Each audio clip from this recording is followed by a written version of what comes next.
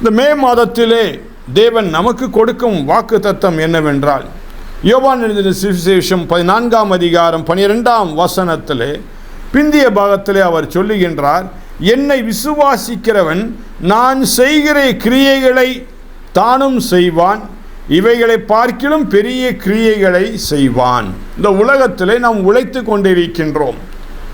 உழைப்பாளிகளாக நாம் இருந்தால்தான் இந்த உலகத்திலே வாழ முடியும்.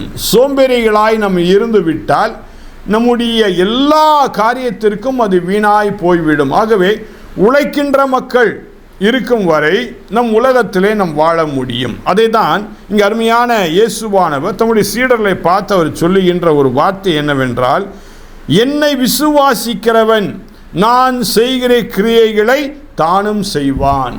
இன்றைக்கு ஒருவேளை இயேசு கிறிஸ்துவினுடைய வாழ்க்கை இந்த உலகத்தில் இருந்த சமயத்தில் நாம் சற்று ஆராய்ந்து பார்க்கும் பொழுது, எந்த இடத்திலும் எந்த ஒரு காரியத்திற்கும் அவர் மனிதர்களை நாடவில்லை.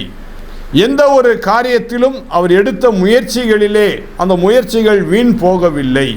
அவர் எல்லா நிலைகளிலும் இந்த உலகத்திலே வாழும் பொழுது அவர் ஆசீர்வதிக்கப்பட்டவராய் இருந்தார் என்று சொல்லி நாம் பார்க்கின்றோம். இதைதான் இயேசுவானவர் நமக்கு எப்படி கற்றுத்தருகின்றார்? இந்த மே மாதத்திலே என்னை விசுவாசிக்கிறவன் நான் செய்கிற கிரியைகளை தானும் செய்வான் என்று சொல்லி அவர் சொல்லுகின்றார். அப்படி என்றால் இயேசுவானவர் இந்த உலகத்திலே செய்த கிரியைகளை நாமும் செய்ய முடியும்.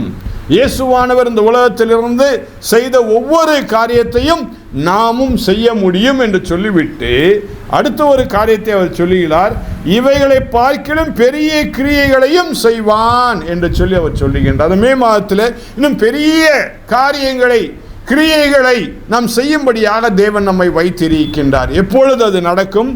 என்னை விசுவாசிக்கிறவன் என்று சொல்லி ஒரு வார்த்தையை அவர் வைத்து விட்டார். இப்பேற்பட்ட அற்புதமான கிரியைகளை நாம் செய்ய வேண்டும் என்றால், இப்படிப்பட்ட அற்புதமான காரியங்கள் நம் வாழ்விலே நடைபெற வேண்டும் என்றால் ஆண்டவர் ஒரு கண்டிஷனை போடுகின்றார். என்ன கண்டிஷன் அது?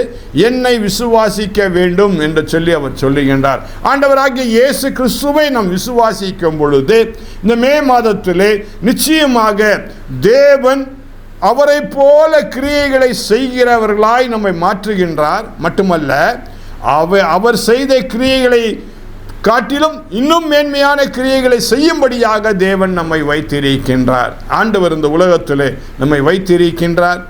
காரணம் என்னவென்றால், அவர் நமக்கு இந்த உலகத்திலே ஒரு அருமையான ஒரு உதாரணமாய் இந்த உலகத்தில் வாழ்ந்து காட்டினார். அவரை போலவே நாம் வாழ வேண்டும் என்று விரும்புகின்றார். அவரை காட்டிலும் மேன்மையாக நாம் வாழ வேண்டும் என்று விரும்புகின்றார். அப்பேற்பட்ட ஆசீர்வாதத்தை இந்த மே மாதத்தில் தேவன் நமக்கு தந்து நம்மை ஆசீர்வதித்து அவர் மேன்மையை பாராட்ட விரும்புகின்றார். கண்களை மூடி நாம் ஜெபம் செய்வோம். பிதாவே, இந்த நல்ல நாளுக்காக நாங்கள் நன்றியோடு கூட துதிக்கின்றோம். எங்களை உம்முடைய கரங்களில் இந்த மே மாதத்தில் 1ஆம் தேதி அன்று எங்களை முழுவதுமாய் அர்ப்பணிக்கின்றோம். ஆமாண்டவரே, நீ சொன்ன வார்த்தை, என்னை விசுவாசிக்கிறவன் என் கிரியைகளை தானும் செய்வான் என்று சொன்னீர். மட்டுமல்ல, அதை காட்டிலும் மேன்மையான கிரியைகளை செய்வான் என்று சொல்லி அருமையான ஒரு வாக்குத்தத்தத்தை எங்கள் வாழ்விலே, ஒரு ஆசீர்வாதத்தை இந்த மே மாதத்திலே 1ஆம் நாளிலே நீர் எங்களுக்கு தந்திருக்கின்றேன். இந்த மே மாதம் முழுக்க ஆண்டவரே உம்மை நாங்கள் விசுவாசித்து எங்களுடைய எல்லா நிலைகளிலும் ஆண்டவரே நாங்கள் செய்ய போகும் கிரியைகளிலே அத்தனையும் ஆண்டவரே உமக்கு பிரியமாய் இருந்து உம்மை போலவே நாங்கள் வாழ, உம்மை காட்டில் மேன்மையாக நாங்கள் இருக்க தேவன் தாமே கிருபை பாராட்ட வேண்டுமாய் ஜெபிக்கின்றோம். உமக்கு எல்லா துதி கனம் மகிமை நாங்கள் செலுத்துகின்றோம்.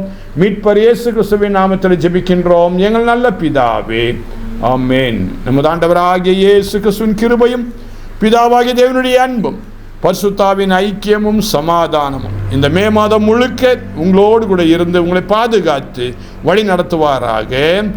ஆமென்.